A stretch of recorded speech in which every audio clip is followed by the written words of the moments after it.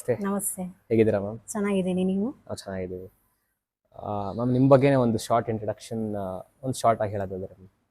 ನನ್ನ ಹೆಸರು ಚೈತ್ರಿಕಾ ಹೆಗಡೆ. ಮೂಲತಃ ಉತ್ತರ ಕನ್ನಡ ಜಿಲ್ಲೆಯ ಸಿದ್ದಾಪುರ ತಾಲೂಕಿನ ಕಂಚಿಮನೆಯವಳು. ಹುಟ್ಟಿ ಬೆಳೆದಿದ್ದೆಲ್ಲ ಅಲ್ಲೇನೆ. ಓದಿದ್ದು BCom ಸಿದ್ದಾಪುರದಲ್ಲೇ. ಆನಂತರ ನಾನು ಧಾರಾವಾಹಿ ಫೀಲ್ಡಿಗೆ ಬಂದಿದ್ದು ಸಂಭಾಷಣೆಕಾರ್ತಿಯಾಗಿ ಕೆಲಸ ಮಾಡ್ತಾ ಇದ್ದೀನಿ. ಪ್ರಸ್ತುತ ಜೀ ಕನ್ನಡದ ಸೀತಾರಾಮ ಧಾರಾವಾಹಿಗೆ ಸಂಭಾಷಣೆ ಬರಿತಾ ಇದ್ದೀನಿ. ಇದಕ್ಕೂ ಮುಂಚೆ ಸರಯು, ಜೋಜೋಲಾಲಿ, ಮಾನಸ ಸರೋವರ, ಪುಣ್ಯವತಿ, ಕಸ್ತೂರಿ ನಿವಾಸ, ಗೀತಾ, ಕಮಲಿ, ಗಂಗೆಗೌರಿ ಈ ಎಲ್ಲ ಧಾರಾವಾಹಿಗಳಿಗೆ ಸಂಭಾಷಣೆನ ಬರೆದಿದ್ದೀನಿ. ಸೊ ಈ ಒಂದು ಜರ್ನಿ ಹೇಗೆ ಶುರು ಆಯಿತು ನಿಮ್ಮದು ಈ ಒಂದು ಫೀಲ್ಡ್ ಬರೋದಕ್ಕೆ? ಸೊ ಈ ಫೀಲ್ಡ್ ಬರೋಕ್ಕಿಂತ ಮುಂಚೆ ಬೇರೆ ಮಾಡ್ತಿದ್ರಾ ಅಥವಾ ಇದೇ ಒಂದು ಫೀಲ್ಡ್ಗೆ ಡೈರೆಕ್ಟ್ ಆಗಿ ಬಂದ್ರಾ? ನನಗೆ ಮೊದಲಿಂದನೂ ಬರವಣಿಗೆಯಲ್ಲೇ ಆಸಕ್ತಿ ಇತ್ತು. ನಾನು ಕವಿತೆಗಳನ್ನು, ಕತೆಗಳನ್ನು, ಹಾಗೆ ನಾನೇ ಹಾಡುಗಳನ್ನು ಎಲ್ಲ ಬರಿತಾ ಇದ್ದೆ. ಸೊ ಈ ಬರವಣಿಗೆಯಲ್ಲೇ ಏನಾದರೂ ಕೆಲಸ ಸಿಕ್ಕರೆ ಒಳ್ಳೆಯದು ಅಂತಲೇ ನಾನು ಹುಡುಕ್ತಾ ಇದ್ದೆ. ಆದರೆ ಆ ಥರದ ಕೆಲಸ ಯಾವುದೂ ಸಿಗ್ತಾ ಇರಲಿಲ್ಲ. ಆಗ ನಾನು ಡಿಗ್ರಿ ಮುಗಿಸಿ ಮನೇಲೇ ಇದ್ದೆ 1-2 ತಿಂಗಳು. ಆಗ ನನಗೆ ಈ ಒಂದು ಧಾರಾವಾಹಿಗೆ ಸಂಭಾಷಣೆ ಬರೆಯೋ ಕೆಲಸದ ಬಗ್ಗೆ ಗೊತ್ತಾಯಿತು. ನನಗೆ ನಾಗರಾಜ್ ವೈದ್ಯ ಅಂತ ಒಬ್ಬರು ಪರಿಚಯ ಆಗುತ್ತೆ. ಅವರ ಕೆಲಸ ಏನು ಅಂತ ನಾನು ಕೇಳಿದಾಗ ಅವರು ಈ ಥರ ಧಾರಾವಾಹಿಗೆ ಸಂಭಾಷಣೆ ಬರೀತೀನಿ ಅಂದಾಗ, ಓ ಇಂಥ ಒಂದು ಕೆಲಸನೂ ಇದೆಯಾ, ಹೀಗೂ ಮಾಡಬಹುದಾ ಅಂತ ನನಗೆ ಆಶ್ಚರ್ಯ ಆಯಿತು. ಆಮೇಲೆ ಅವರೇ ನನಗೆ ಸಂಭಾಷಣೆ ಬರೆಯೋದನ್ನು ಕಲಿಸ್ಕೊಟ್ರು ಧಾರಾವಾಹಿಗೆ. ಆಮೇಲೆ ಉದಯ ಟಿವಿಲಿ ಈ ಥರ ರೈಟರ್ನ ಹುಡುಕ್ತಾ ಇದ್ದಾರೆ, ನೀನು ಟ್ರೈ ಮಾಡು, ಊರಲ್ಲೇ ಇದ್ದು ನಿಮಗೆ ಬರೆಯೋದಕ್ಕೆ ಸಹಾಯ ಆಗುತ್ತೆ ಅಂತ ಹೇಳಿದಾಗ ನಾನು ಒಂದು ಸ್ಯಾಂಪಲ್ ಸೀನ್ ಪೇಪರ್ನ ಕಳಿಸ್ತೀನಿ. ಅದು ಸೆಲೆಕ್ಟ್ ಆಗುತ್ತೆ. ಅವರು ನನ್ನನ್ನು ಡೈಲಾಗ್ ರೈಟರ್ ಆಗಿ ತಗೊಳ್ತಾರೆ ಉದಯ ಟಿವಿಲಿ. ಸರಯು ನನ್ನ ಮೊಟ್ಟ ಮೊದಲ ಪ್ರಾಜೆಕ್ಟ್. ಅದಕ್ಕೆ ಡೈಲಾಗ್ ರೈಟರ್ ಆಗಿ ನಾನು ಕೆಲಸವನ್ನು ಶುರು ಮಾಡಿದ್ದು. ಓಕೆ. ಸೊ ಈ ಒಂದು ರೈಟಿಂಗ್ ಫೀಲ್ಡ್ ಆಗಿರ್ಬೋದು ಅಥವಾ ಪೇಂಟಿಂಗ್ ಫೀಲ್ಡ್ ಆಗಿರ್ಬೋದು ಎಲ್ಲ ತುಂಬ ಕ್ರಿಯೇಟಿವ್ ಇನ್ವಾಲ್ವ್ ಆಗಿರುತ್ತೆ. ಸೊ ನೀವು ಚಿಕ್ಕವರಿಂದನೂ ಫುಲ್ ಈ ಥರ ಕ್ರಿಯೇಟಿವ್ ಥಿಂಗ್ಸಲ್ಲಿ ಇಷ್ಟ ಆಯ್ತಾ ಅಥವಾ ಆ ಒಂದು ಕೆರಿಯರ್ಗೆ ಹೋಗಬೇಕು ಅಂತ ಹೋಗಿದ್ದ? ಯಾವ ಥರ ಆಗಿತ್ತು? ಚಿಕ್ಕಂದಿನಲ್ಲೂ ಇಷ್ಟ ಇತ್ತು. ಯಾಕೆಂದರೆ ನನ್ನ ಅಜ್ಜಿ ಬರೀತಿದ್ರಂತೆ, ಹಾಗೆ ನನ್ನ ತಂದೆ ಕೂಡ ಬರೀತಿದ್ರು. ಅವರಿಗೂ ಬರವಣಿಗೆಯಲ್ಲಿ ತುಂಬ ಆಸಕ್ತಿ ಇತ್ತು. ಸೊ ಅವ್ರ ಮೂಲಕ ನನಗೆ ತಾನಾಗೆ ಬಂತು ಅದು. ಹಾಗೆ ನಾನು ನನ್ನ ಪಾಡಿಗೆ ಹಾಡುಗಳನ್ನು, ಈಗ ಸಿನಿಮಾ ಹಾಡಿಗೆ ನನ್ನದೇ ಆದ ಲಿರಿಕ್ಸ್ ಬರ್ಕೊಂಡು ಎಲ್ಲ ಹಾಡ್ತಿದ್ದೆ. ಆಮೇಲೆ ನಮ್ಮನೆಗೆ ಯಕ್ಷಗಾನದವ್ರ ಒಡನಾಟ ತುಂಬ ಜಾಸ್ತಿ. ಧಾರೇಶ್ವರ ಸುಬ್ರಹ್ಮಣ್ಯ ಧಾರೇಶ್ವರ ಅವರು ನಮ್ಮನೆಗೆ ಬಂದಾಗ ಅವರು ನನ್ನ ಹಾಡನ್ನು ಕೇಳಿ ಇಷ್ಟಪಟ್ಟು ನನ್ನ ಮೇಲೆ ಒಂದು ಹಾಡು ಬರೆದು ಹಾಡು ಅಂತ ಹೇಳಿದರು. ಅವರಿಗೆ ಬೆಂಗಳೂರಲ್ಲಿ ಸುವರ್ಣ ಸಂಭ್ರಮ ಅಂತ ಅವರ 50ನೇ ವರ್ಷದ ಒಂದು ಕಾರ್ಯಕ್ರಮ ಇತ್ತು. ಸೊ ಆ ಕಾರ್ಯಕ್ರಮಕ್ಕೆ ನಾನು ಹಾಡು ಬರ್ಕೊಂಡು ಹೋಗಿ ಅಲ್ಲಿ ರವೀಂದ್ರ ಕಲಾಕ್ಷೇತ್ರದಲ್ಲಿ ನಾನು ಹಾಡನ್ನು ಹಾಡಿದೆ. ಅಲ್ಲಿಂದ ನನಗೆ ಒಬ್ಬೊಬ್ಬರೇ ಅವಕಾಶ ಕೊಡ್ತಾ ಬಂದರು. ಚಿಟ್ಟಾಣಿ ಅಜ್ಜನ ಮೇಲೆ ಹಾಡು ಬರೆಯೋ ಒಂದು ಅವಕಾಶ ಸಿಕ್ತು. ಆ ನಂತರ ಹೀಗೆ ಹಾಡು ಬರಿತಾ ನಾನು ಇದನ್ನೇ ಸೀರಿಯಸ್ ಆಗಿ ತಗೊಂಡೆ. ಓಕೆ, ನಾನು ಬರವಣಿಗೆಯಲ್ಲೇ ಏನಾದರೂ ಒಂದು ಮಾಡಬೇಕು, ಇದರಲ್ಲೇ ಏನಾದರೂ ಸಾಧಿಸಬೇಕು ಅಂತ ನನಗೂ ಅನ್ನಿಸ್ತಾ ಹೋಯಿತು. ಆ ಮೂಲಕ ಶುರು ಮಾಡಿದೆ ಬರವಣಿಗೆಯನ್ನು ಸೀರಿಯಸ್ ಆಗಿ. ಸೊ ಈ ಒಂದು ಸ್ಕ್ರಿಪ್ಟ್ ರೈಟಿಂಗ್ ಪ್ರೋಸೆಸ್ ಅನ್ನೋದೇನಿದೆ, ಸೊ ಅದು ಯಾವ ರೀತಿ ಸ್ಟಾರ್ಟ್ ಆಗುತ್ತೆ ಅಂತ? ಬಿಕಾಸ್ ನಾವು ನೋಡ್ತಿರ್ತೀವಿ ಸೀರಿಯಲ್ಸ್ನೆಲ್ಲ ತುಂಬ ಲ್ಯಾಗ್ ಮಾಡ್ತಿರ್ತಾರೆ ಅಥವಾ ತುಂಬ ಎಳಿತಾ ಇರ್ತಾರೆ. ಸೊ ಆ ಒಂದು ಪ್ರೋಸೆಸ್ ಹೇಗೆ ಶುರು ಆಗುತ್ತೆ? ಈಗ ಒಂದು ಸೀರಿಯಲ್ ಮಾಡಬೇಕು ಅಂತ ಸ್ಟಾರ್ಟ್ ಮಾಡಿದಾಗ ಸೊ ಆ ಒಂದು ಪ್ರೋಸೆಸ್ ಯಾವ ಥರ ಇರುತ್ತೆ? ಫಸ್ಟ್ ಏನೇನು ಆಗ್ತಾ ಬರುತ್ತೆ ಅಂತ ಒಂದು ಬ್ರೇಕ್ ಡೌನ್ ಮಾಡ್ಕೊಂಡು ಹೋಗೋದಾದ್ರೆ ಸೊ ಆ ಒಂದು ಪ್ರೋಸೆಸ್ ಯಾವ ಥರ ನಡೆಯುತ್ತೆ? ಮೊದಲಿಗೆ ಚಾನಲ್ ಅವರು ಕಥೆನ ಫೈನಲ್ ಮಾಡ್ಕೊಳ್ತಾರೆ. ಒಂದು ಕತೆ ಎಳೆಯನ್ನು ಇಟ್ಕೊಂಡು ಅವರು ಚಿತ್ರಕಥೆ ಬರಹಗಾರರಿಗೆ ಅದನ್ನು ಕೊಡ್ತಾರೆ, ಅದಕ್ಕೆ ಸೀನ್ಗಳನ್ನು ಬರೆಯೋದಕ್ಕೆ, ದೃಶ್ಯಗಳನ್ನು. ಆ ನಂತರ ನಮಗೆ ಬರುತ್ತೆ. ಆ ದೃಶ್ಯಕ್ಕೆ ಸಂಭಾಷಣೆಯನ್ನು ಬರ್ಕೊಡೋರು ನಾವಾಗಿರ್ತೀವಿ. ಯಾವಾಗ ಶೂಟಿಂಗ್ ಶುರುವಾಗುತ್ತೋ ಅದಕ್ಕೆ ನಾವು ಡೈಲಾಗ್ಸನ್ನು ಬರೆದು ಕೊಡ್ತೀವಿ. ಹೀಗಿರುತ್ತೆ. ಸೊ ಒಂದು ಎಕ್ಸಾಂಪಲ್ ಮೂಲಕ ಕೊಡೋದಾದ್ರೆ ಯಾವ ರೀತಿ ಇದಾಗತ್ತೆ ಅನ್ನೋದಾದ್ರೆ ಒಂದು ಎಕ್ಸಾಂಪಲ್ ಮೂಲಕ ಕೊಡಿ. ಸೊ ದಟ್ ಇವಾಗ ಒಂದು ಕತೆ ಹೀಗೆ ಅಂತ ಆಗತ್ತೆ ಅಂತ ಅಂದಾಗ ಅದು ಯಾವ ರೀತಿ ನೀವು ಮಾಡ್ಕೊಂಡು ಹೋಗ್ತೀರಾ ಅಂತ? ಈಗ ಒಂದು ಹೀರೋ ಇರ್ತಾನೆ, ಆತನ ಕ್ಯಾರೆಕ್ಟರ್ ಹೀಗೆ, ಹೀರೋಯಿನ್ ಇರ್ತಾಳೆ ಅವಳು ಹೀಗೆ ಅಂತ ಚಾನಲ್ ಅವರು ಅದನ್ನ ಮಾಡ್ಕೊಂಡಿರ್ತಾರೆ ಒಂದು ಕತೆ ಎಳೆಯನ್ನ. ಅದಕ್ಕೆ ಚಿತ್ರಕಥೆನ ಬರಿತಾ ಬರ್ತಾರೆ. ಓಕೆನಾ? ಒಂದೊಂದೇ ಸೀನ್ ಆಗಿ, ಅಂದ್ರೆ ಹೀರೋ ಇಂಟ್ರೊಡಕ್ಷನ್ ಸೀನ್ ಏನು, ಒಂದು ಕಾರ್ ಬಂತು, ನಿಲ್ತು, ಅವ್ನು ಇಳ್ದ, ಅವನಿಗೆ ಹೀರೋಯಿನ್ ಪರಿಚಯ ಆಗತ್ತೆ ಮೊದಲನೇ ಸೀನಲ್ಲಿ ಅಂತ ಒಂದು 4-5 ಲೈನಲ್ಲಿ ಚಿತ್ರಕಥೆ ಇರುತ್ತೆ. ಅದಕ್ಕೆ ನಾವು ಸೀನ್ ಬರೆಯೋರಾದ್ರೆ ಕಾರ್ ಯಾವುದು, ಅದರಿಂದ ಅವ್ನು ಹೇಗೆ ಇಳ್ದ, ಅವ್ನೇನಾದ್ರು ಮೈಂಡ್ ವಾಯ್ಸ್ ಇದ್ರೆ ಓಕೆ ಇದೇ ಲೊಕೇಶನ್ ನಾನು ಬರ್ಬೇಕಾದ್ದು ಅನ್ನೋದು ಅವ್ನ ಮೈಂಡ್ ವಾಯ್ಸ್ ಅಂತಾದ್ರೆ ನಾವು ಅದನ್ನ ಪ್ಲಸ್ ಅವನ ರಿಯಾಕ್ಷನ್ ಅನ್ನ, ಅವನು ಗಾಗಲ್ ಹಾಕೊಂಡ, ಆಫೀಸ್ ಕಡೆ ಹೀಗೆ ನೋಡ್ದ, ಅವಾಗ ಒಂದು ಸ್ಕೂಟಿ ಬಂತು, ಅದರಿಂದ ಹೀರೋಯಿನ್ ಇಳಿದ್ಲು. ಈ ತರ ಪ್ರತಿ ಡೀಟೇಲಿಂಗನ್ನು ನಾವು ಕೊಡ್ತಾ ಹೋಗ್ಬೇಕಾಗತ್ತೆ. ಅಂದ್ರೆ ಆ ಚಿತ್ರನ ನಾವು ಕಟ್ಟಿ ಕೊಡ್ಬೇಕು, ನಾವು ಇಮ್ಯಾಜಿನ್ ಮಾಡ್ಕೋಬೇಕು, ಅದನ್ನ ಬರೆದು ಕೊಡ್ಬೇಕು. ಅದು ಸೀನ್ ಪೇಪರ್ ಅಂತ ಆಗತ್ತೆ. ಅದೇ ಫೈನಲ್ ಕಾಪಿ. ಅಂದ್ರೆ ಅದನ್ನ ಡೈರೆಕ್ಟರ್ ನೋಡಿ ಶೂಟಿಂಗ್ ಅನ್ನ ಮಾಡ್ತಾರೆ ಅಲ್ಲಿ. ಸೊ ಇದೆಲ್ಲ ಹಾಗಿದ್ರೆ ಸೀರಿಯಲ್ ಸ್ಟಾರ್ಟ್ ಆಗಕ್ಕಿಂತ ಮುಂಚೆ pre process like pre request ತರ ಆಗತ್ತಾ ಅಥವಾ ಹೌದು ಸೀರಿಯಲ್ ಶುರು ಆದ್ಮೇಲೆ ಇದು ಮಾಡ್ತೀರಾ? ಇಲ್ಲ, ಸೀರಿಯಲ್ ಶುರುವಾಗೋಕ್ಕಿಂತ ಮುಂಚೆ 4-5 ತಿಂಗಳ ಮುಂಚೆಯಿಂದಾನೇ ಇದು ನಡೀತಾ ಇರುತ್ತೆ ಚಾನಲ್ ಅಲ್ಲಿ. ಕಥೆ ಇರೋದು, ಮತ್ತೆ ಅದನ್ನ ಚೇಂಜಸ್ ಮಾಡೋದು, ಅವರದೊಂದು ಟೀಮ್ ಇರುತ್ತಲ್ಲ, ಕೂತು ಡಿಸ್ಕಸ್ ಮಾಡೋದು ಎಲ್ಲರೂ ಇದ್ ಮಾಡಿ, ಅದಕ್ಕೆ ಯಾವ್ಯಾವ ಆರ್ಟಿಸ್ಟ್ ಅಂತ ಫೈನಲ್ ಮಾಡೋದು. ಇವಾಗ ಒಂದು ಚಾನಲ್ ಅವ್ರಿಗೆ ಒಂದು ಇಮ್ಯಾಜಿನ್ ಇಮ್ಯಾಜಿನೇಷನ್ ಇರುತ್ತೆ. ಈ ಒಂದ್ ಕ್ಯಾರೆಕ್ಟರ್ ನ ಇಂತ ಆರ್ಟಿಸ್ಟ್ ಮಾಡಿದ್ರೇನೆ ಅದು ಚೆನ್ನಾಗಿರತ್ತೆ ಅಂತ. ಸೊ ಅವ್ರನ್ನ ಕಾಂಟ್ಯಾಕ್ಟ್ ಮಾಡಿ ಅವ್ರ ಡೇಟ್ಸ್ ಅನ್ನ ತಗೊಂಡು ಅವ್ರನ್ನ ಪಕ್ಕಾ ಮಾಡ್ಕೊಂಡು ಈ ಸೀರಿಯಲ್ಗೆ ಹಾಗೆ ಒಬ್ಬೊಬ್ರನ್ನೇ ಹುಡುಕಿ ಒಂದು ಟೀಮ್ ಕಟ್ತಾರೆ. ಧಾರಾವಾಹಿ ಅಂದ್ರೆ ಹೇಗೇನೆ ಒಂದು 40ರಿಂದ 50 ಜನರ ತಂಡ ಅದು. ಸೊ ಇವರೆಲ್ಲರೂ ವರ್ಕ್ ಮಾಡ್ತಾ ಇರ್ತಾರೆ. ಅದು ಆನ್ ಏರ್ಗೆ ಅಂತ ಒಂದು ಡೇಟ್ ಫಿಕ್ಸ್ ಮಾಡ್ತಾರೆ. ಆ ಡೇಟ್ ಅಲ್ಲಿ ಅದು ಆನ್ ಏರ್ ಆಗತ್ತೆ. ಅದು ಶುರುವಾದಾಗಿನ ಮತ್ತೆ ನಮ್ದು ಶುರುನೇ, ಅಂದ್ರೆ ನಾಳೆ ಶೂಟ್ ಇದೆ ಅಂದ್ರೆ ನಾವ್ ಇವತ್ ಬರಿತಾ ಇರ್ತೀವಿ ಹಾಗೆ. ಸೊ ಇವಾಗ ಅದರ್ ಜಾಬ್ಸ್ ಅಂತ ಅಥವಾ ಅದರ್ ಕೆಲಸಗಳಂತ ನೋಡಿದ್ರೆ ಇಷ್ಟು ಪೀರಿಯಡ್ ಆಫ್ ಟೈಮ್ ಅಂತ ಇರುತ್ತೆ. ಬಟ್ ಇವಾಗ ಸೀರಿಯಲ್ ಅಂತ ಬಂದ್ರೆ ಅದು 3 months ಅಥವಾ 6 months ಅಥವಾ ತುಂಬಾ ಒಂದು 5 ವರ್ಷ ತನಕ ಹೋಗ್ಬೋದು. ಸೊ ಅದು ಮುಂಚೆ ಡಿಸೈಡ್ ಆಗಿರತ್ತಾ ಅಥವಾ ಅದು ನೀವೇ ಬರ್ಕೊಂತ ಹೋಗ್ತಾ ಹೋಗ್ತಾ ಅಥವಾ TRP ಮೂಲಕ ನೋಡ್ಕೊಂಡು ಆತರ ಮುಂದೆ ಹೋಗ್ತಾ ಹೋಗುತ್ತಾ ಅಥವಾ ಮುಂಚೆನೆ ಫಿಕ್ಸ್ ಆಗಿರುತ್ತೆ ಹಿಂಗೆ ಹೋಗ್ಬೇಕು ಅಂತ ಫಿಕ್ಸ್ ಆಗಿರತ್ತಾ? ಇಲ್ಲ, ಮುಂಚೆನೆ ಫಿಕ್ಸ್ ಮಾಡ್ಕೊಳ್ಳೋದು ಕಷ್ಟ ಇದ್ರಲ್ಲಿ. ಹೆಚ್ಚು ಅಂದ್ರೆ ಒಂದು 6 ತಿಂಗಳವರೆಗೂ ಅವರು ಒಂದು ಅಂದಾಜನ್ನ ಇಟ್ಕೊಂಡಿರ್ಬೋದು. ಅಂದ್ರೆ 6 ತಿಂಗಳ ತನಕ ಸ್ಟೋರಿ ಹೀಗಾಗತ್ತೆ ಅಂತ. ಆಮೇಲೆ ಅದು ಪೂರ್ತಿ ನಿರ್ಧಾರ ಆಗೋದು TRP ಮೇಲೆ, ಅಥವಾ ಜನ ಅದನ್ನ ಹೇಗ್ ಮೆಚ್ತಾ ಇದ್ದಾರಾ ಅಥವಾ ಅದು ಹೇಗ್ ಓಡ್ತಾ ಇದೆ ಅನ್ನೋದ್ರ ಮೇಲೆ ಗೊತ್ತಾಗ್ತಾ ಹೋಗುತ್ತೆ. ಹೇಗ್ ಕತೆ ಮಾಡೋದು, ನಮ್ಗೆ ಯಾವ ಕತೆ ಓಡ್ತಾ ಇದೆ. ಈಗ ಹೀರೋ ಹೀರೋಯಿನ್ ಮಧ್ಯೆ ಜಗಳ ಆಗ್ತಾ ಇದ್ರೆ, ಕೋಳಿ ಜಗಳ, ಅದು ತುಂಬಾ ಜನ ಇಷ್ಟಪಟ್ಟು ನೋಡಿದ್ರೆ ಆ ತರದ್ದೇ ಹೆಚ್ಚೆಚ್ಚು ಸೀನ್ಗಳನ್ನ ಹಾಕೊಂಡು ಹೋಗ್ತೀವಿ ನಾವು. ಹಾಗೆ ಕತೆನೂ ಚೆನ್ನಾಗಿ ಹೋಗಿ ಸೀರಿಯಲ್ ಚೆನ್ನಾಗಿ ಓಡುತ್ತೆ. ಈಗ ಕೆಲವೊಂದು ನೋಡ್ಬೋದು ನೀವೇನೆ, ಶುರುವಾಗಿ ಒಂದ್ 2 ತಿಂಗಳಿಗೆ ಅದು ವೈಂಡ್ ಅಪ್ ಬಂದ್ಬಿಡತ್ತೆ. ಅದು ಜನಕ್ಕಷ್ಟು ಹಿಡ್ಸಿರೋದಿಲ್ಲ. ಸೊ ಆ ಕಾರಣದಿಂದ ಅದನ್ನ ನಿಲ್ಸ್ಬೇಕಾಗತ್ತೆ. ಸೊ ನಿಮ್ ಪ್ರಕಾರ ನೀವು ಈ ಇಂಡಸ್ಟ್ರಿನ ತುಂಬಾ ವರ್ಷದಿಂದ ಇರೋದ್ರಿಂದ ಯಾವ ತರ ಒಂದು ಕತೆ ತುಂಬಾ ವರ್ಷ ಹೋಗುತ್ತೆ ಅಥವಾ ಯಾವ ತರ ಕತೆ ಮಾಡಿದ್ರೆ ಜನ ನೋಡಲ್ಲ ನಿಮ್ ಪ್ರಕಾರ? ಯಾವ ತರ ಕಥೆ ಓಡುತ್ತೆ ಅನ್ನೋದಾದ್ರೆ, ನಮ್ಮ ಮೇನ್ ಆಡಿಯನ್ಸ್ ಬಂದು ಲೇಡೀಸ್. ನೀವು ನೋಡಬಹುದು ಎಲ್ಲಾ ಧಾರಾವಾಹಿನೂ ಆ ಕಥೆನೂ ಒಂದು ಹೆಣ್ಣಿನ ಸುತ್ತಾನೆ ಇರುತ್ತೆ. ಈಗ ಕೆಲವೊಂದು ಪುರುಷ ಪ್ರಧಾನ ಪಾತ್ರಗಳು ಬರ್ತಾ ಇದೆ. ಈಗ ಉದಾಹರಣೆಗೆ ಹೇಳೋದಾದ್ರೆ ಝಿಯಲ್ಲಿ ಅಣ್ಣಯ್ಯ ಅಂತ ಬರ್ತಾ ಇದೆ. ಇವಾಗ ಇನ್ನೊಂದು ಪ್ರೋಮೋ ಬಿಟ್ಟಿದ್ದಾರೆ ಡಾಕ್ಟರ್ ಕರ್ಣ ಅಂತ. ಆ ತರದ ಕಥೆಗಳು ಓಡ್ಬಹುದು. ಮುಖ್ಯವಾಗಿ ಏನಂದ್ರೆ ಆಡಿಯನ್ಸ್ಗೆ ಅದು ಹೇಗ್ ಕನೆಕ್ಟ್ ಆಗುತ್ತೆ ಅನ್ನೋದ್ರ ಮೇಲೆ ಅದು ಹೇಗ್ ಓಡತ್ತೆ ಅಂತ ಹೇಳ್ಬಹುದು. ಯಾವ ತರ ಕಥೆಗಳು ಓಡಲ್ಲ ಅಂತ ಹೇಳೋದ್ ಕಷ್ಟ. ಯಾಕೆಂದ್ರೆ ಒಂದ್ ಕಥೆನ ನಾವು ಹೇಗೆ ಲೈವ್ಲಿ ಆಗಿ ಪ್ರೆಸೆಂಟ್ ಮಾಡ್ತೀವಿ, ಅದಕ್ಕೆ ಆರ್ಟಿಸ್ಟ್ ಹೇಗೆ ಅಭಿನಯ ಮಾಡ್ತಾರೆ, ಅದು ಆಡಿಯನ್ಸ್ಗೆ ಹೇಗ್ ಕನೆಕ್ಟ್ ಆಗುತ್ತೆ ಅನ್ನೋದ್ರ ಮೇಲೆ ನಿಂತಿರೋದ್ರಿಂದ ಅದು ಆಡಿಯನ್ಸ್ಗೆ ಇಷ್ಟ ಆದ್ರೆ ಅದು ಹಾಗೆ ನಡ್ಕೊಂಡು ಹೋಗ್ಬಹುದು ಧಾರಾವಾಹಿ. ಇಷ್ಟ ಆಗಿಲ್ಲ ಅಂದ್ರೆ ನಿಂತು ಹೋಗುತ್ತೆ, ಬೇರೆ ದಾರಿ ಇರೋದಿಲ್ಲ.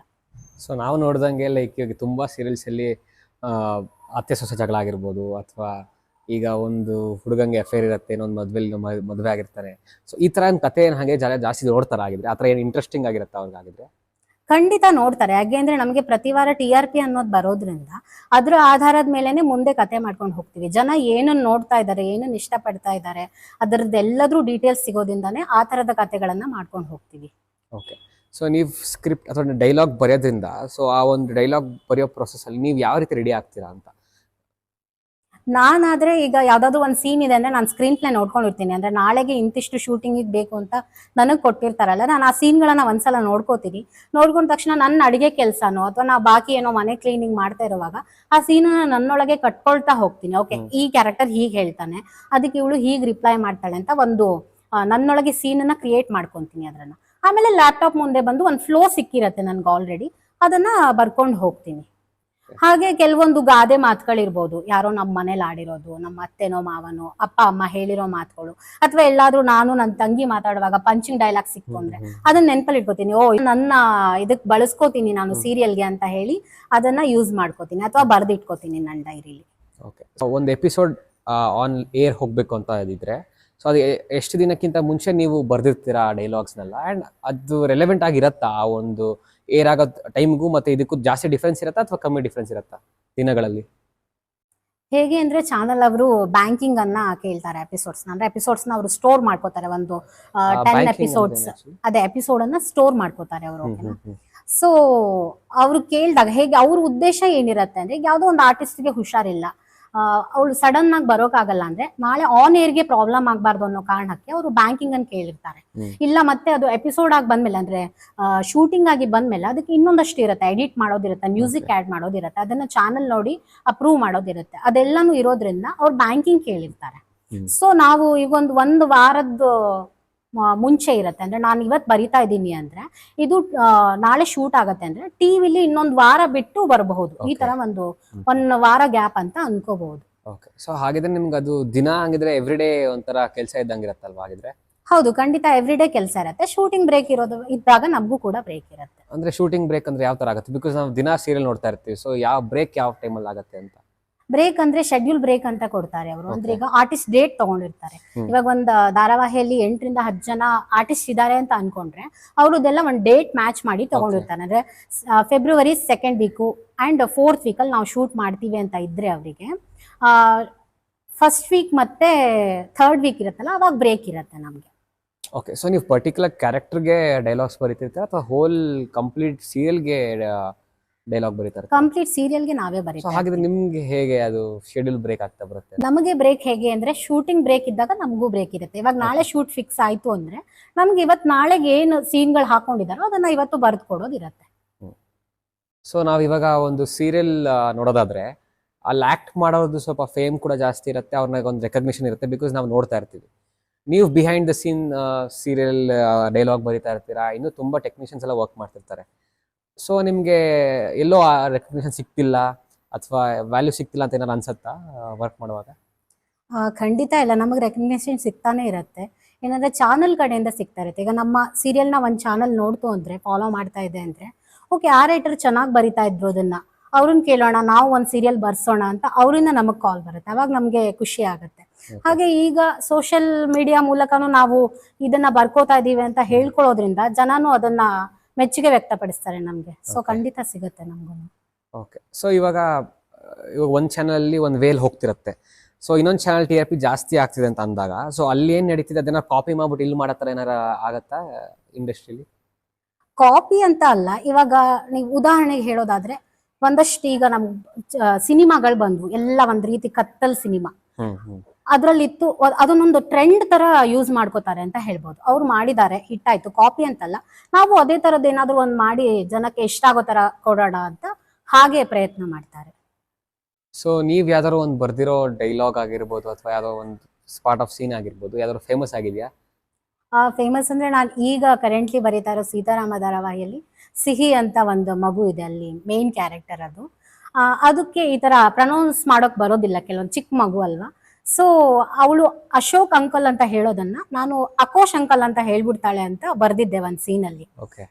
ಅದು ತುಂಬಾ ಎಲ್ರಿಗೂ ಜನಕ್ಕೆ ಇಷ್ಟ ಆಗಿ ಫೇಸ್ಬುಕ್ ಅಲ್ಲಿ ನಾನು ಕಮೆಂಟ್ ಗಳನ್ನೆಲ್ಲ ನೋಡ್ತಾ ಇರೋವಾಗ ಅಲ್ಲಿ ಮೆನ್ಷನ್ ಮಾಡ್ತಾರೆ ಈಗ್ಲೂನು ಅಕೋಶ್ ಅಂಕಲ್ ಇದಾರಲ್ಲ, ಅಕೋಶ್ ಅಂಕಲ್ ಬಂದ್ರೆ ಎಲ್ಲ ಸರಿ ಹೋಗುತ್ತೆ ಅಂತ ಜನನೇ ಆ ವರ್ಡ್ ಅನ್ನ ಹಾಕ್ತಿರ್ತಾರೆ. ನನ್ಗದು ತುಂಬಾ ಖುಷಿ ಆಗತ್ತೆ, ನಾನ್ ಅದನ್ನ ಕೊಟ್ಟಿದ್ದು ಅಂತ.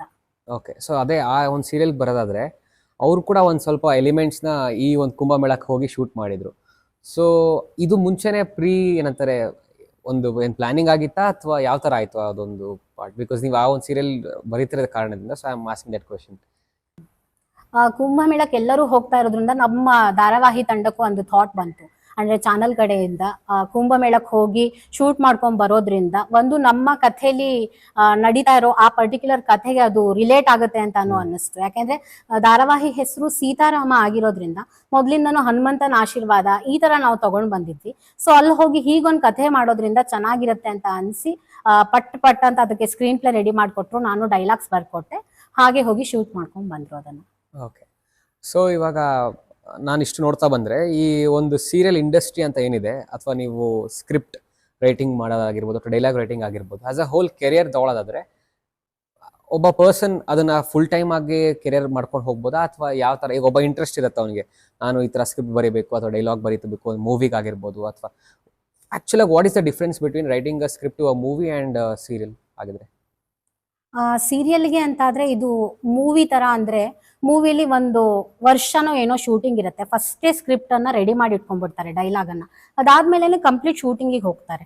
ಆದ್ರೆ ಸೀರಿಯಲ್ ಅಲ್ಲಿ ಹಾಗಲ್ಲ, ದಿನ ನಮ್ಗೆ ಕೆಲಸ ಇರುತ್ತೆ. ಇವಾಗ ಒಂದ್ ಸೀರಿಯಲ್ ಅಂದ್ರೆ 4-5 ವರ್ಷ ರನ್ ಆಗ್ಬೋದು ಅಂತ ಅನ್ಕೊಂಡ್ರು ಮಧ್ಯ ಡೈಲಾಗ್ ರೈಟರ್ಸ್ನು ಚೈನ್ ಮಾಡ್ತಾರೆ. ಈಗ ನಮ್ಗೇನೋ ಸರಿ ಬರ್ಲಿಲ್ಲ ಅಥವಾ ನಾವು ಬರ್ದಿದ್ ಸರಿ ಆಗಿಲ್ಲ ಅಥವಾ ನಮ್ಗೆ ಮುಂದುವರ್ಸಕ್ ಆಗ್ತಾ ಇಲ್ಲ ಪರ್ಸನಲ್ ರೀಸನ್ ಅಂತ ಆದ್ರೆ ಬೇರೆಯವ್ರ ಹತ್ರ ಅದನ್ನ ಬರ್ಸ್ತಾರೆ, ಇಲ್ಲ ಅಂತಲ್ಲ.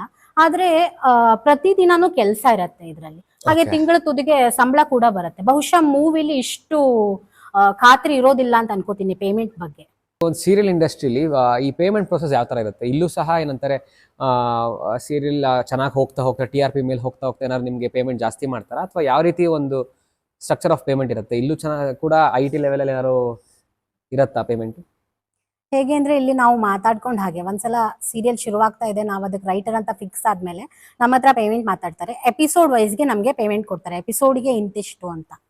ಮುಂದೆ ಹೇಳ್ತಾರೆ, ಅಂದ್ರೆ ಒಂದು 6 ತಿಂಗಳ ನಂತರ ನೋಡೋಣ ಮ್ಯಾಮ್, ನಾವೇನಾದ್ರೂ ಜಾಸ್ತಿ ಡಿಮ್ಯಾಂಡ್ ಮಾಡಿ ಒಂದು ಏನ್ ಹೇಳ್ತಾರೆ ಅದಕ್ಕೆ ನೆಗೋಷಿಯೇಬಲ್ ತರ ಇರುತ್ತೆ, ಹೇಳ್ತಾರೆ. ಆಮೇಲೆ ನಾವು ಡಿಮ್ಯಾಂಡ್ ಮಾಡಿದ್ರೆ ಒಂದ್ ಸ್ವಲ್ಪ ಜಾಸ್ತಿ ಮಾಡಬಹುದು ಅವರು. ಸೊ ಯಾವುದೇ ಒಂದು ಇಂಡಸ್ಟ್ರಿ ಅದನ್ನು ಅದ್ರಲ್ಲಿ ಅಪ್ಸ್ ಅಂಡ್ ಡೌನ್ಸ್ ಅಂತ ಇದ್ದೇ ಇರುತ್ತೆ, ಅಥವಾ ಅದರಲ್ಲಿ ಒಂದು ಬ್ಲ್ಯಾಕ್ ಅಂಡ್ ವೈಟ್ ಅಂತ ಇದ್ದೇ ಇರುತ್ತೆ. ಸೊ ನಿಮ್ಮ ಪ್ರಕಾರ ನಿಮ್ಮ ಇಂಡಸ್ಟ್ರಿಲಿ ನಿಮ್ಗೆ ಆಗಿರುವಂತ ಒಂದು ಅಪ್ಸ್ ಅಂಡ್ ಡೌನ್ಸ್ ಆಗಿರ್ಬೋದು, ಯಾವ್ದಾರ ಒಂದು ಇನ್ಸ್ಟೆನ್ಸ್ ಕೊಡೋದಾದ್ರೆ? ನಾನು ಮಾಡ್ತಾ ಇರೋ ಕೆಲಸದ ಬಗ್ಗೆ ನಂಗೆ ತುಂಬಾನೇ ಖುಷಿ ಇದೆ. ಯಾಕೆ ಅಂದ್ರೆ ನಾನು ಇದೇ ತರದ ಒಂದು ಕೆಲಸನ, ಅಂದ್ರೆ ನಾನು ಹೇಳಿದ್ನಲ್ಲ, ನಾನು ಮನೆಯಿಂದ ಆಚೆ ಹೋಗಿ ಆ ಟೈಮಲ್ಲಿ ನನಗೆ ಕೆಲಸ ಮಾಡಕ್ ಆಗ್ತಾ ಇರಲಿಲ್ಲ, ಮನೆಯಿಂದಾನೇ ಮಾಡ್ಬೋದು ಅನ್ನೋದು ಒಂದು. ಹಾಗೆ ಇದ್ರ ಜೊತೆಗೆ ನನ್ನ ಕತೆ ಕವಿತೆಗಳಿಗೆ ಟೈಮ್ ಮಾಡ್ಕೋಬಹುದು. ಇದನ್ನ ಬರೀತಾ ಇವಾಗ ಶೂಟಿಂಗ್ ಬ್ರೇಕ್ ಇದ್ದಾಗ ನಾನು ನನ್ನ ಹವ್ಯಾಸಗಳಿಗೆ ಟೈಮ್ ಕೊಡ್ಬೋದು. ಬಹುಶಃ ಬಾಕಿ ಯಾವ್ದಾದ್ರು ಕೆಲಸ ಆಗಿದ್ರೆ, ನಾನು 9 to 6 ಮಾಡೋದಾಗಿದ್ರೆ ಇದು ಸಾಧ್ಯ ಆಗ್ತಿರ್ಲಿಲ್ಲ ಅನ್ಸುತ್ತೆ. ಅದೊಂದು ಖುಷಿ ಇದೆ. ಹಾಗೆ ನಾನು ಎಲ್ಲೇ ಹೋದಾಗ್ಲೂ ನನ್ನ ಕೆಲಸದ ಬಗ್ಗೆ ಹೇಳಿದಾಗ, ಈ ತರ ನಾನು ರೈಟರು, ಡೈಲಾಗ್ ರೈಟರ್ ಅಂತ ಹೇಳಿದಾಗ ಎಲ್ಲರೂ ತುಂಬಾ ಖುಷಿ ಪಟ್ಟು ಏನದು ಹೇಗ್ ನಡೀತಿರತ್ತೆ ಆ ಕೆಲಸ ಅಂತ ಹೇಳಿದಾಗ ಅದ್ರ ಬಗ್ಗೆ ತುಂಬಾ ಹೆಮ್ಮೆ ಆಗತ್ತೆ. ಇನ್ನು ಬ್ಯಾಡ್ ಎಕ್ಸ್ಪೀರಿಯನ್ಸ್ ಅಂತ ಹೇಳೋದಾದ್ರೆ, ನಮ್ಗೆ ಹುಷಾರಿಲ್ಲ ಅಂದ್ರೂ ಎಷ್ಟೋ ಸಲ, ಇವಾಗ ನಾಳೆ ಶೂಟ್ ಇದೆ ಅಂದ್ರೆ ನಾವು ನಿಲ್ಸೋದಕ್ ಆಗೋದಿಲ್ಲ ಶೂಟಿಂಗ್. ಯಾಕಂದ್ರೆ ನಾನು ಆಗ್ಲೇ ಹೇಳ್ದಂಗೆ 30-40 ಜನ ಕೆಲಸ ಮಾಡ್ತಾ ಇರ್ತಾರೆ, ಆರ್ಟಿಸ್ಟ್ ಡೇಟ್ ತಗೊಂಡಿರ್ತಾರೆ, ಆಮೇಲೆ ಶೋ ನಡೀಲೇಬೇಕು, ನಾಳೆ ಆನ್ ಏರ್ ಆಗೋದನ್ನ ತಪ್ಸೋದಕ್ ಆಗೋದಿಲ್ಲ. ಆ ಕಾರಣದಿಂದ ಶೂಟಿಂಗ್ ಮಾಡ್ಲೇಬೇಕಾಗತ್ತೆ. ನಾವೇ ರೈಟರ್ ಆಗಿರೋದ್ರಿಂದ ಸೀನ್ಗಳನ್ನ ಬರ್ದ್ಕೊಡ್ಲೇಬೇಕಾಗತ್ತೆ. ನನಗೂ ಒಂದು ಎಕ್ಸ್ಪೀರಿಯನ್ಸ್ ಆಗಿತ್ತು, ಅಂದ್ರೆ ನನಗೆ ತುಂಬಾ ಹುಷಾರಿಲ್ಲದೆ ಹಾಸ್ಪಿಟ್ಲಿಗೆ ಹೋಗ್ಬೇಕಾಗಿತ್ತು. ನಾನು ಈ ತರ ಹೋಗ್ಲಾ ಅಂತ ಕೇಳಿದಾಗ ಅವರು ನನಗೆ ಬಿಡ್ಲೇ ಇಲ್ಲ. ಒಂದು ಧಾರಾವಾಹಿ ಬರಿಬೇಕಾದ್ರೆ ನೀವು ಬರ್ಕೊಟ್ಟು ಎಲ್ ಬೇಕಿದ್ರು ಹೋಗಿ ಅನ್ನೋ ತರ ಮಾತು ಅವ್ರ ಕಡೆಯಿಂದ ಬಂತು. ಅದು ನಂಗೆ ತುಂಬಾ ಹರ್ಟ್ ಆಯ್ತು. ಆಮೇಲೆ ಅದಾಗ್ಯೂ ನಾನು ತಾಳೋದಕ್ಕಾಗದೆ ಹಾಸ್ಪಿಟಲ್ಗೆ ಹೋದೆ. ಒಂದು 3 to 4 days ಹಾಸ್ಪಿಟಲೈಸ್ ಆಗಿದ್ದೆ. ಆ ಸಂದರ್ಭದಲ್ಲೂ ಅವರು ಶೂಟಿಂಗ್ ನಿಲ್ಲಿಸ್ಲಿಲ್ಲ. ನಾನು ಸೀನನ್ನ ಎಕ್ಸ್ಪ್ಲೇನ್ ಮಾಡ್ತಿದ್ದೆ, ನನ್ನ ಹಸ್ಬೆಂಡ್ ಅದನ್ನ ಟೈಪ್ ಮಾಡಿ ಅವರಿಗೆ ಕಳಿಸ್ಕೊಡ್ತಿದ್ರು. ಈ ತರ ನಾವು ಕೆಲಸ ಮಾಡಿದೀವಿ. ಇದನ್ನ ನೆನೆಸ್ಕೊಂಡಾಗ ಇವತ್ತು ಓಕೆ, ನಾವು ಅವತ್ತು ಆ ತರ ಎಲ್ಲ ಕೆಲಸ ಮಾಡಿದ್ವಿ ಅಂತ ಖುಷಿ ಆಗುತ್ತೆ. ಬಟ್ ಆ ಸಂದರ್ಭದಲ್ಲಿ ತುಂಬಾನೇ ಬೇಜಾರಾಗಿತ್ತು. ನಾನು ಇಂಥ ಸಿಚುವೇಶನ್ ಅಲ್ಲಿ ಇದ್ರು ನನ್ನ ಟೀಮ್ ನಂಗೆ ಸಪೋರ್ಟ್ ಮಾಡ್ತಾ ಇಲ್ವಲ್ಲ ಅಂತ ತುಂಬಾ ಬೇಜಾರಾಗಿತ್ತು. ಸಿನಿಮಾ ಇಂಡಸ್ಟ್ರಿನ ಆಸ್ ಅ ಕರಿಯರ್ ನೋಡೋದಾದ್ರೆ, ಒಬ್ಬ youngster who wants very much interested in writing ಆಗಿರ್ಬೋದು, ಅಥವಾ ಸ್ಕ್ರಿಪ್ಟ್ ರೈಟಿಂಗ್ ಆಗಿರ್ಬೋದು, ತುಂಬ ಚಿಕ್ಕ ವಯಸ್ಸಿಂದ ಆಸೆ ಇರೋರಿಗೆ ಎನಿ ಒನ್ ಅಡ್ವೈಸ್ ನೀವು ಕೊಡೋದಾದ್ರೆ ಆ ಒಂದು ಫೀಲ್ಡ್ಗೆ ಹೋಗೋರಿಗೆ ಏನು ಕೊಡ್ತೀವಿ? ಈ ಫೀಲ್ಡ್ ಅಲ್ಲಿ ಈ ಒಂದು ಧಾರಾವಾಹಿ ಸಂಭಾಷಣೆ ಅಥವಾ ಸ್ಕ್ರೀನ್ ಪ್ಲೇ ಬರೆಯೋದಿರ್ಬೋದು, ಇದಕ್ಕೆ ಯಾವುದೇ ತರದ ಕೋರ್ಸ್ ಅನ್ನೋದು ಇಲ್ಲ. ನಾನು ಈ ಕೋರ್ಸ್ ಮಾಡ್ಕೊಂಡು ಬಂದು ಇಲ್ಲಿ ಜಾಯಿನ್ ಆಗ್ತೀನಿ ಅನ್ನೋ ತರ ಇಲ್ಲ. ಸೊ ಆಲ್ರೆಡಿ ಬರಿತಾ ಇರೋ ಯಾವ್ದಾದ್ರು ಎಸ್ಟಾಬ್ಲಿಷ್ಡ್ ರೈಟರ್ ಇರ್ತಾರಲ್ಲ, ಅವ್ರ ಅಂಡರ್ ಅಲ್ಲಿ ಒಂದು 3 months 4 months ಅವ್ರಿಗೆ ರೈಟರ್ ಆಗಿ ಕಲ್ತ್ಕೊಂಡ್ರೆ, ಇವಾಗ ಎಷ್ಟೋ ಜನ 3-4 ಸೀರಿಯಲ್ಸ್ ಮಾಡ್ತಾ ಇರ್ತಾರೆ. ಒಂದೇ ರೈಟರು 3-4 ಚಾನಲ್ಗೆ 3-4 ಸೀರಿಯಲ್ಸ್ ಮಾಡ್ತಾ ಇರ್ತಾರೆ. ಅವರು ತಮ್ಮ ಅಂಡರ್ ಅಲ್ಲಿ ಬರೆಯೋಕೆ ಯಾರನ್ನಾದ್ರೂ ಹುಡುಕ್ತಾ ಇರ್ತಾರೆ, ಓಕೆನಾ, ವಿತ್ ಮಿನಿಮಲ್ ಪೇಮೆಂಟ್ಗೆ. ಆ ಟೈಮಲ್ಲಿ ಅಂದ್ರೆ ಅಂಥವ್ರ ಜೊತೆ ಸೇರ್ಕೊಂಡ್ರೆ ಇವರಿಗೂ ಕಲ್ತಾಗತ್ತೆ, ಒಂದು ದುಡಿಮೆನೂ ಆಗತ್ತೆ. ಅಂಡ್ ಇಂಡಸ್ಟ್ರಿಯಲ್ಲಿ ಅವ್ರ ಹೆಸರನ್ನ ನಾವು ರೆಫರ್ ಕೂಡ ಮಾಡ್ಬೋದು, ಈ ತರ ನನ್ನ ಜೊತೆ ಕೆಲಸ ಮಾಡಿದ್ರು ನೀವು ತಗೊಳ್ಳಿ ಅಂತ. ಸೊ ಅವಾಗ ಅವರು ಎಂಟರ್ ಆಗ್ಬೋದು ಈ ಇಂಡಸ್ಟ್ರಿಗೆ. ಈಗ ಒಂದು ಜನರೇಷನ್ ಅಲ್ಲಿ AI ಅಂತೆಲ್ಲ ಬಂದು ಚಾಟ್ GPT ಆಗಿರ್ಬೋದು, ಡಿಫ್ರೆಂಟ್ AI ಟೂಲ್ಸ್ ಇಂದ ನಾವೇನೇ ಒಂದು ಇನ್ಸ್ಟೆನ್ಸ್ ಕೊಟ್ರೆ ಅಥವಾ ಏನೋ ಒಂದು ಪ್ರಾಂಪ್ಟ್ ಕೊಟ್ರೆ ನಮ್ಗೆ ಬೇಕಾಗಿರುವಂಥ ಡೈಲಾಗ್ಸ್ ಬರುತ್ತೆ, ಅಥವಾ ಸ್ಕ್ರಿಪ್ಟ್ ಬರುತ್ತೆ, ಅಥವಾ ಒಂದು ಕಥೆನೇ ಬರುತ್ತೆ. ಸೊ ಹೀಗಿರುವಾಗ ಎಲ್ಲೋ ನೀವು ಬರೆಯುವಾಗ ಏನಾದ್ರು ಒಂದು ಕ್ರಿಯೇಟಿವ್ ಮೈಂಡ್ ಅದನ್ನ ಏನೋ ಯೂಸ್ ಮಾಡಕ್ಕೆ ಹೋಗ್ತೀರಾ, ಅಥವಾ ಇಲ್ಲಾಂದ್ರೆ ಅದರಿಂದ ಏನಾದ್ರು ನಿಮ್ಮ ಒಂದು ಕೆಲಸಕ್ಕೂ ಏನಾದ್ರು ಒಂದು ಏನಂತಾರೆ ಅದು ಕೆಲಸದ ಒಳಗೆ ಅದು ಕೂಡ ಮಾಡತ್ತೆ ಇವಾಗ ನಿಮ್ಮ ಒಂದು ಜಾಬ್ನ ಕೂಡ. ಸೊ ನಿಮ್ಮ ಪ್ರಕಾರ AI ಬಗ್ಗೆ ಅದ್ರ ಆಗ್ತಿರೋವಂಥ ಇವಾಗ ಏನು ನಡೀತಿದೆ ಇಡೀ ದೇಶದಲ್ಲಿ, ಸೊ ಅದ್ರ ಬಗ್ಗೆ ಏನಿಸ್ತದೆ? ಈ ಒಂದು ಮಾತು ಬಂದಿತ್ತು, ಅಂದ್ರೆ AI ಇಂದ ನಾವು ಎಷ್ಟೋ ಜನ ಕೆಲಸ ಕಳ್ಕೊತಾ ಇದೀವಿ ಅಂತ. ಈಗ ಎಷ್ಟೋ ಜನ ಟ್ರಾನ್ಸ್ಲೇಟ್ ಮಾಡ್ಕೊಂಡು ಬದುಕ್ತಾ ಇರೋರು ಇದ್ದಾರೆ ಈ ರೈಟಿಂಗ್ ಫೀಲ್ಡ್ ಅಲ್ಲಿ. ಸೊ ಅಂಥವ್ರಿಗೆಲ್ಲ ಜಾಬ್ಲೆಸ್ ಆಗಿದ್ದಾರೆ ಅವರು, ಇಲ್ಲ ಅಂತಲ್ಲ. ಆದ್ರೆ ಕಂಪ್ಲೀಟ್ ಕ್ರಿಯೇಟಿವ್ ಕೆಲಸ ಅಂತ ಆದಾಗ ಎಷ್ಟೇ AI ಗಳು ಬಂದ್ರು ಅಲ್ಲಿ ನಾವು ಬರೆಯೋದು ಮುಖ್ಯ ಆಗತ್ತೆ ಅಂತ ನನ್ಗನ್ಸುತ್ತೆ. ಅಂದ್ರೆ ನಾವು ಬರೆದಾಗೆ ಅದರಿಂದ ಕೊಡೋಕ್ ಆಗಲ್ಲ ಅಂತ ನಾನು ನಂಬಿದ್ದೀನಿ. ಸೊ ಇದು ತೊಂದರೆ ಆಗಲ್ಲ ಅಂತಾನೂ ಹೇಳ್ಬಹುದು. ಸೊ ನೀವು ಈ ಒಂದು ಡೈಲಾಗ್ ರೈಟಿಂಗ್ ಅಲ್ದೇನೆ ಇನ್ಯಾವ ಥರ ನೀವು ಇನ್ನೇನು ಮಾಡ್ತಾ ಇದ್ದೀರಿ? ಆಗಾಗ ನಾನು ಡ್ರಾಯಿಂಗ್ ಮಾಡ್ತಾ ಇರ್ತೀನಿ, ಮಂಡಲ ಆರ್ಟು ಮತ್ತೆ ಮಧುಬನಿ ಚಿತ್ರಗಳು ಅದೆಲ್ಲ. ಅದನ್ನ ಬಿಟ್ಟು ಕಥೆ ಕವಿತೆ, ನಾನು ಮೊದಲೇ ಹೇಳ್ದಂಗೆನೆ ಕವಿತೆಗಳನ್ನೆಲ್ಲ ಬರೆದಿದ್ದೀನಿ. ಕತೆಗಳನ್ನ ಬರೆದು ಅದೊಂದು ಸಂಕಲನ ಆಗಿದೆ, ನೀಲಿ ಬಣ್ಣದ ಸ್ಕಾರ್ಪು ಅಂತ ಕಥಾಗುಚ್ಛ, ಅದೊಂದಾಗಿದೆ. ಅದು ಬಿಟ್ಟು ಮೊದಲಿಂದನೂ ಹಾಡ್ತಾ ಇದ್ದೆ, ಹಿಂದೂಸ್ತಾನಿ ಸಂಗೀತ ಕಲ್ತಿದ್ದೀನಿ, ಜೂನಿಯರ್ ಮುಗಿದಿದೆ. ಈಗಾದರೂ ಒಂದು ಸಾಂಗನ್ನ ಬರೆದು ಕಂಪೋಸ್ ಮಾಡಿದ್ದೀರಾ? ಹಾ ಹೌದು, ನಾನೇ ಬರೆದು ಅದಕ್ಕೆ ರಾಗ ಸಂಯೋಜನೆಯನ್ನು ಮಾಡಿ ನಾನೇ ಹಾಡ್ತಾ ಇರ್ತೀನಿ. ಎರಡು ಸಾಲ ಏನಾದ್ರು ಹಾಡೋದು? ಈ ಹಾಡನ್ನ ನಾನೇ ಬರೆದು ನಾನೇ ರಾಗ ಸಂಯೋಜನೆ ಮಾಡಿದ್ದೆ.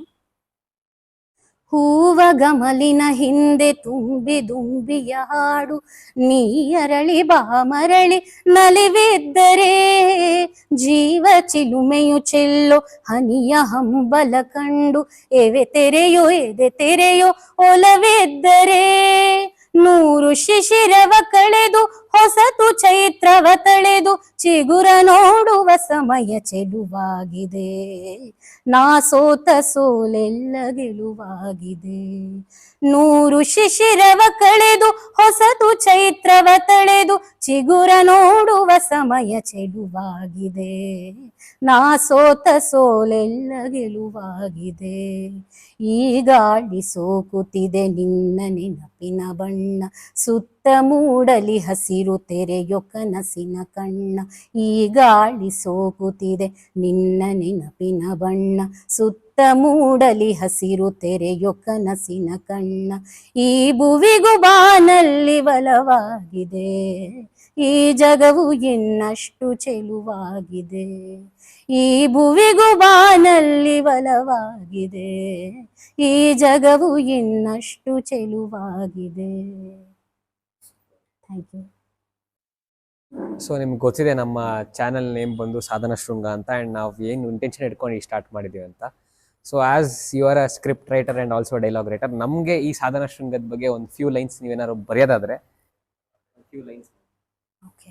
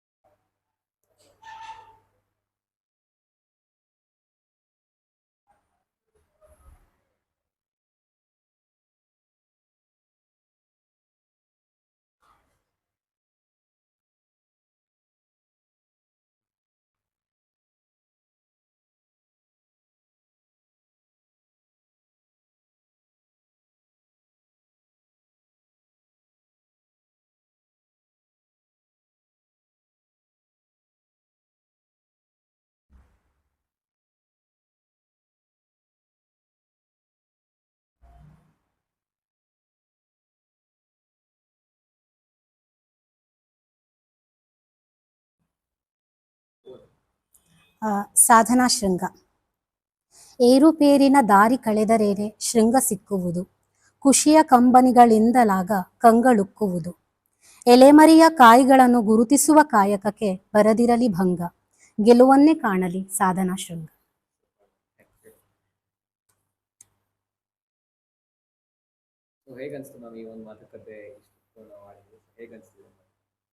ತುಂಬ ಖುಷಿ ಆಯಿತು. ಮೊದಲನೇದಾಗಿ ನಾವು ನಿಜವಾಗ್ಲೂ ಎಲೆಮರೆಯ ಕಾಯಿಗಳ ಥರನೇ, ಯಾರೂ ನಮ್ಮನ್ನು ಗುರುತಿಸೋದಿಲ್ಲ, ಕಡಿಮೆ. ಆದರೆ ನೀವು ನಮ್ಮನ್ನು ಕರೆದು ಇಷ್ಟೊತ್ತು ನಮ್ಮ ಕೆಲಸದ ಬಗ್ಗೆ ಕೇಳಿ ಮಾತಾಡಿದ್ದು ತುಂಬಾ ಖುಷಿ ಆಯಿತು. ನನಗೂ ಎಲ್ಲದನ್ನು ಹಂಚ್ಕೊಳ್ಳೋದಕ್ಕೆ ಅವಕಾಶ ಸಿಕ್ತು. ಹೀಗೆ ನಿಮ್ಮ ಕೆಲಸ ಮುಂದುವರಿತಾ ಇರಲಿ, ನಿಮಗೂ ಒಳ್ಳೆಯದಾಗಲಿ. ಇನ್ನೂ ಹೆಚ್ಚು ಜನರನ್ನು ಗುರುತಿಸಿ ನಿಮ್ಮ ಕಾರ್ಯಕ್ರಮಕ್ಕೆ ಕರೆಸಿ ಮಾತಾಡಿಸಿ ಶುಭವಾಗಲಿ. Thank you sir.